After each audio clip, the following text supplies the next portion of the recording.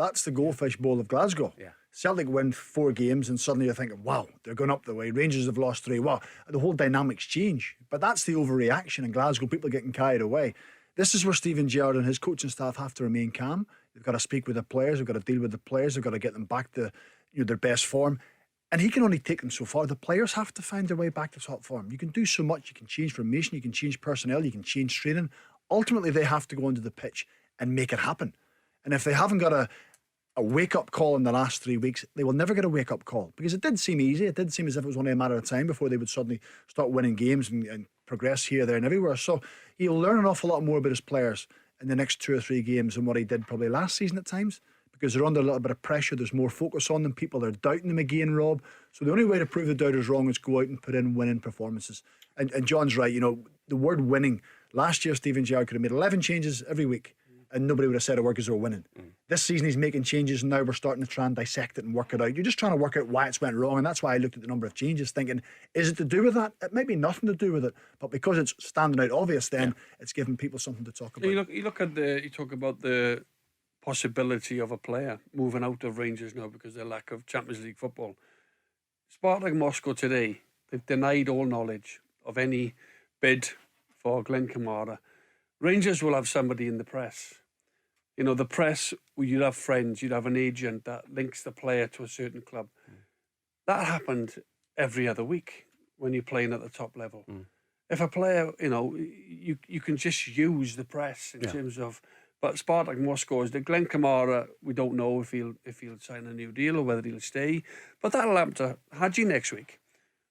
Arsenal will be linked with him. And you just have to handle Morelos it. has been linked to every club in the country, by the way. It was 20 million last year to Lille, wasn't it? Or Nice or whatever it was. That'll happen. And everybody gets carried away. Then that's what makes these radio shows ultimately. Yeah. And you have to deal with all that stuff. And actually you have to almost want that sort of attention, because it shows you that things are going well when clubs want to buy your players. That's just the way it is. But the fact that Rangers have lost 3 games on the bounce at this stage in the middle of August, it makes Thursday's game massive, doesn't it? Well, European football for Rangers, not just from the footballing perspective, but from the financial perspective, and Celtic will be the same. Huge. It's a necessity. Not Conference League, Europa League, Rob. Stephen Gerrard said it the other day, didn't he? Ahead of Dunfermline, he said Rangers have proven over the past 2 seasons they're our last 16 Europa League side.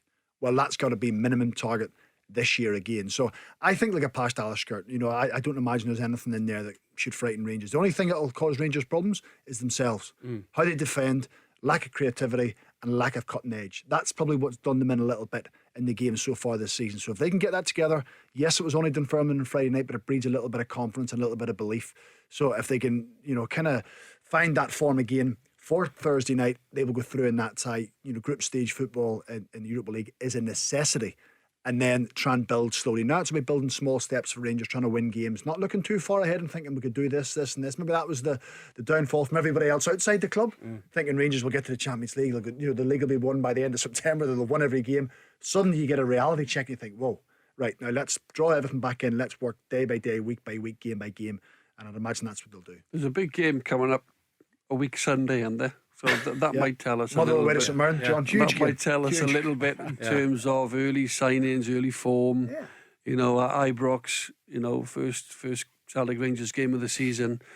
That'll give us a little bit of a perspective in terms of where both teams are. But if there's any suggestion of a slide, and Rangers have already dropped out of Champions League contention, they want to be stopping that instantly. Of course, absolutely. And that means Thursday. Yeah, and dealing with it properly. Not dealing with it in a 1-0 win where they've played okay and the fans are a little bit disgruntled. They want a dominant home performance, a little bit of zip in their play. Gary McAllister used the word snap last Friday night. He was talking about the final third, a little bit of snap in their passing, snapping in their crossing, their finishing, everything just to sharpen up that little bit more. If they deliver that kind of performance on Thursday night, then I think the fans relax a little bit. The conspiracy theorists out there relax a little bit, and suddenly there's a bit more balance to it. But go and deal with the game. I think Celtic will be the same. Go and deal with the game in a professional manner, but do it dominantly and show you really have got over your little blip. Otherwise, it just keeps the story tugging along, and people want to keep asking the same questions and looking for the reasons. Sometimes you just fall out of form. And maybe for Rangers' perspective, they fell out of form at the right time early in the season, so they've lots of time to recover. I was just about to say that. Maybe we'll look back on this as a very timely reality check for Rangers at a time when the season's barely started. A bit of complacency maybe as well, thinking that Malmo weren't as good as what they were. Malmo, they played very well. They were really brave. They beat Rangers convincingly when they were down to 10 men. By the way, Malmo, they were really brave.